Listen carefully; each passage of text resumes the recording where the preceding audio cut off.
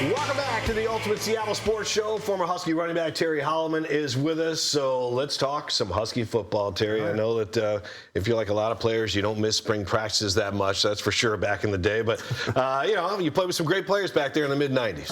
I did, absolutely. My body doesn't miss those days, obviously. My mind misses a little bit. But I absolutely played with some of the best players to ever don the purple and gold. You think about guys like Lawyer Malloy, who spent 15 years in the NFL, Super Bowl champion, perennial all-pro guy.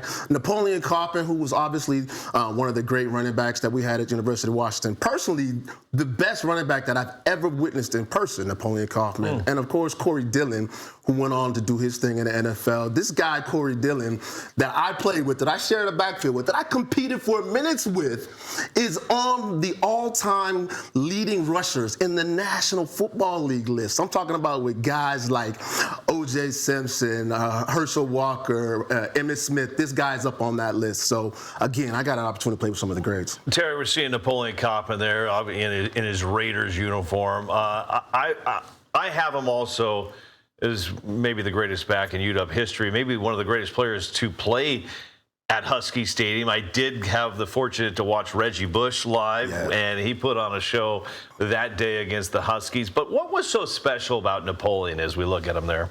Well, first of all, his competitiveness was unmatched. You know, he competed at every single thing, not just football, video games. We're walking somewhere, he's going to walk better and faster than everybody else.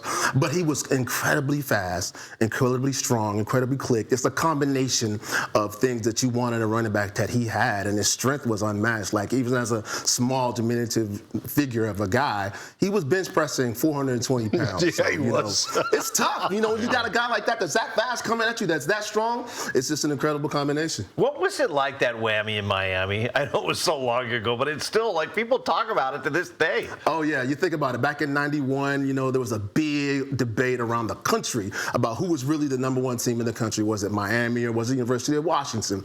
You know, we got a chance to go down to Miami in '94 and figure that out on the field. And so we went down there. It was incredibly ridiculous hot. These guys that we played against were some of the best athletes in the world. You think about Warren Sapp was on that team. You think about The Rock, the real Rock was on that team. And so we went down there and we did the impossible. They had, I think it was like 54 consecutive home game wins, and we broke that record. It was just an amazing thing to be a part of. Did The Rock talk trash to you at all? We want to know what was cooking that day. What was cooking was some hurricanes. That's right.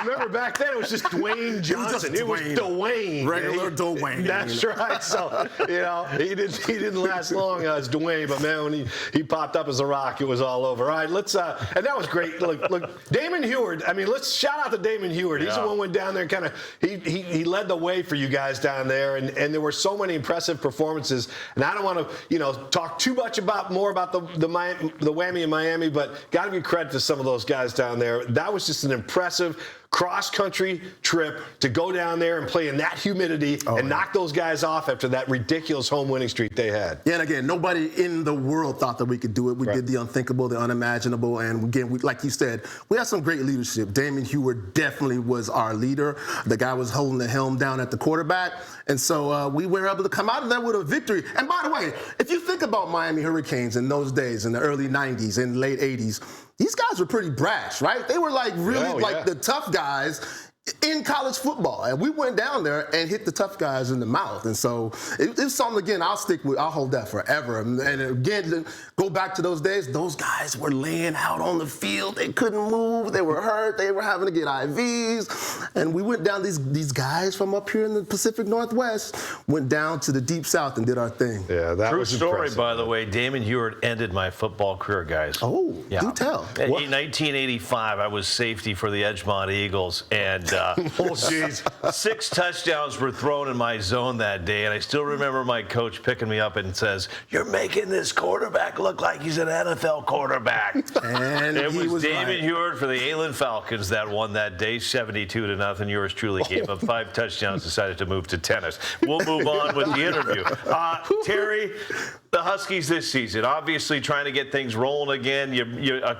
Just take me through the whole quarterback as somebody that played at the UW, and we haven't heard a lot from the players on how they reacted to DeMond. You know, he's leaving, he's back, now he's back. It's not a big deal. We move on.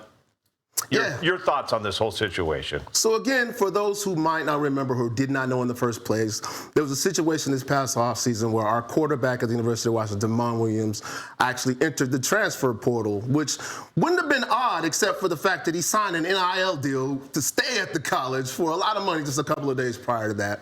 Anyways, there was some convincing that had to be done, and he came back, and he is now once again the starting quarterback for the University of Washington Huskies. And there was some controversy, some conversations about would he be accepted back in the locker room, and I always said, of course he will.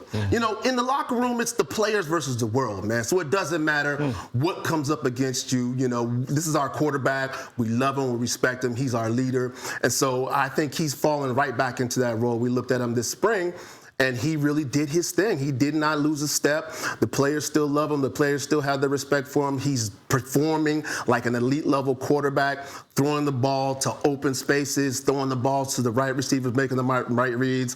I think we're in for a treat to watch him this season, so I'm glad he's back in the mix. Yeah, good to hear that. Yeah, you know what impressed me most about the way the Huskies handled the DeMond Williams deal is the head coach, Jed Fish, put his arms around him and said, basically, we're going to get this thing through this thing together. And I think when your head coach comes up, grabs a star quarterback after a massive mistake and says, you know what, let's go out there, let's address this, let's be accountable. And I think that was most impressive, the way Jed Fish handled that situation. Let's look ahead now, Terry, as we look at this Pac-12 and the rebirth of Pac-12. When you played, it was the Pac-10, and, you know, it's got to have a good feeling for you, being a Pac-12 guy and a Pac-10 guy, that this conference is starting to come back. Yeah, you know, I was really upset when first, you know, we watched UCLA and USC leave, and I was like, oh, those guys are such traitors. And then next thing I know, we're leaving. And so now I think at that point, you know, the writing was on the wall, and they had to go. You know, financially and in the recruiting department, it made sense for us to go.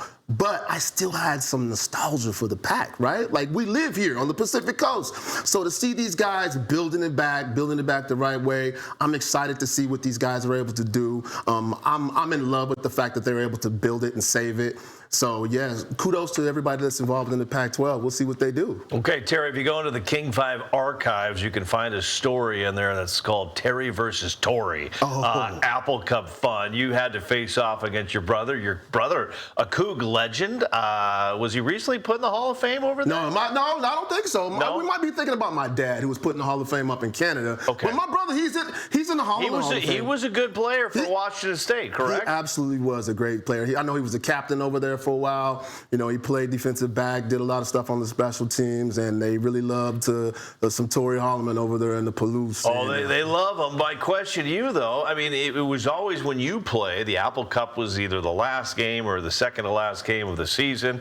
Now it's the first game of the season. What do you make of that? Yeah, that's just dumb. It's just dumb. Like, why would you do that? I mean, I get it. I understand that there's not a rivalry anymore. We're not in the same conference anymore. But it's just dumb. You play your real rivals, your legitimate rivals for a century on the first game of the season. There's no buildup. There's no hype. There's no anticipation. Students aren't even in school. It's just dumb. But, you know, I'm glad you brought up your dad, because a lot of people didn't know this, and I didn't know this until I talked to Terry this morning, that Joe was a massive star in the Canadian Football League, and he played with Warren Moon with the Edmonton Eskimos. Can you tell us a little bit about that? Yeah, of course. So my dad was there a little bit before Warren got there, and stayed the entire time. My dad had a 10-year career. He won 5 with their Grey Cup, which is the equivalent of the Super Bowl, in a row. Unprecedented, right? So we got a chance to play with Warren. I got a chance to know Warren when I was just a young kid. We hung out with his kids, and our families are connected. So, yeah, for me to grow up all these years and move from Canada to Texas to finally, ultimately, Washington, and being a fellow alumni with Warren is just a dream come true. Yeah. Okay, from your dad to you and your brother playing college football, this game has changed a lot, especially over the past couple of years with NIL. You know, I've said it on the show many times. If you're a youngster and you can get the money, take it, get it. At the same time, Terry, I feel like we're just heading down just a path that I don't want to see. You know, the Michigan says we need $50 million to have an elite team. There are a lot of programs that cannot afford that or that are nowhere near that. Just your thoughts on the state of college football, and if you could do something to change it for the better, what would you do? Yeah, it's turned into the Wild Wild West. And, you know, I was always a proponent about giving the players a little bit more advocacy, letting them take control of their own careers. But I think this has gone a little bit too far.